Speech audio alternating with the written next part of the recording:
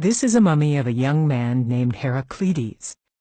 He died in Egypt in the 1st century AD when he was about 20 years old. Mummification was developed by the ancient Egyptians to preserve the body for the afterlife.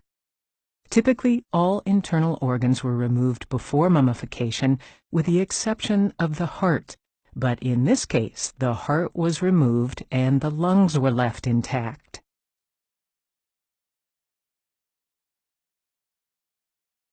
Next, the body was covered with salt and left for about 40 days, until all moisture was eliminated.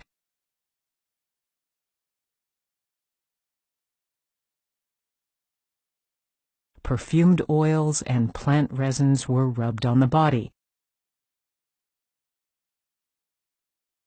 Thick layers of resin were applied to glue the strips of linen that were wrapped around the body.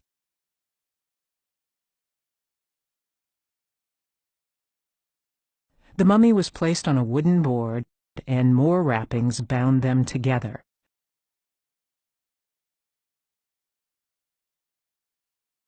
A mysterious pouch, perhaps of religious significance, was placed on the chest. A mummified ibis, a wading bird with a slender, down-curved bill, was placed on the abdomen.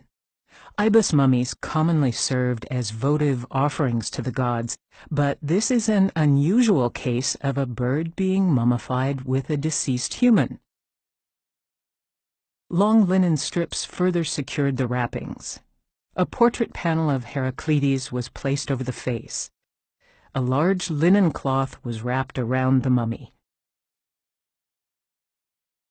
The shroud was painted red with an imported lead-based pigment. This treatment is rare. Very few red shroud mummies are known to exist. Egyptian symbols of protection and rebirth were painted on the outer cloth with pigments and gold. Finally, Heraclides' name was written in Greek at the feet. Thanks to this remarkable mummification process, Heraclides' body is with us today.